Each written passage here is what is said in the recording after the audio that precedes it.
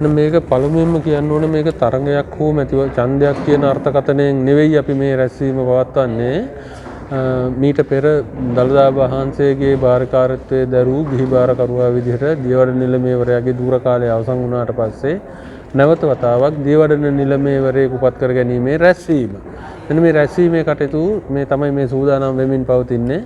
අද පස්වරු දෙකට නියමිත වේලාවටම අපි රැස්වීමේ කටයුතු ආරම්භ කරනවා. ඒ සඳහා අවශ්‍ය කරන නීතිමය කටයුතු කරන්නේ බෞද්ධ කටයුතු දෙපාර්තමේන්තුව විසින් කොමසාරි ජෙනරාල්වරයා විදිහට මම ඒ සියලු කටයුතු සංවිධානය කරලා තියෙනවා.